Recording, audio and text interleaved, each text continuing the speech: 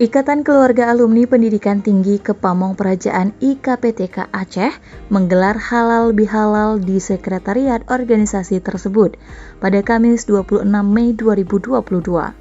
Ketua IKPTK Aceh Irawan Pandunegara mengatakan kegiatan tersebut digelar dalam rangka memperkuat tali silaturahmi dan ukhuwah antar sesama alumni satu alma mater. Kegiatan tersebut digelar juga sebagai momentum menyemarakkan bulan Syawal. Semoga halal bihalal ini menjadi berkah bagi kita, membuat panjang umur dan mudah rezeki, kata Pandu. Pandu berharap IKPTK Aceh dapat menjadi wadah memperkuat silaturahmi antar alumni Kepamong Prajaan. Menurutnya hanya melalui wadah tersebut, angkatan yang terpaut jauh jenjangnya dapat saling bertemu dan menjalin komunikasi.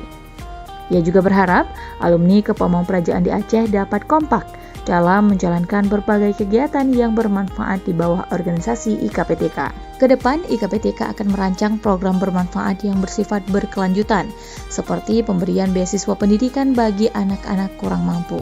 Sementara itu, salah satu alumni Kepamong Prajaan Angkatan Pertama di Aceh, Teku Merah Hasan, dalam kesempatan sambutannya mengingatkan kepada seluruh adik leting satu alma mater agar terus menjalin silaturahmi dan persatuan antar sesama alumni. Pada kesempatan yang sama, ia juga menceritakan pengalaman dirinya selama menjadi pegawai negeri.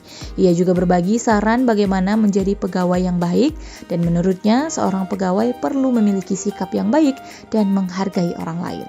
Selain itu, pegawai juga tidak perlu terlibat politik praktis, cukup menjalankan tugas sesuai kewenangan dan tanggung jawab. Pentingnya menjalin silaturahmi juga disampaikan oleh Ustadz Umar Ismail yang mengisi tausiah pada acara halal bihalal tersebut.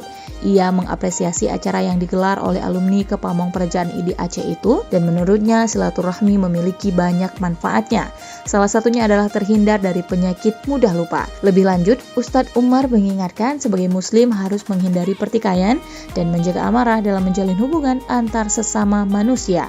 Sebagaimana dalil dalam agama, seorang muslim tidak boleh bertikai dan tidak berkomunikasi lebih dari 3 hari. Bila lebih, maka Allah tidak akan menerima amalannya.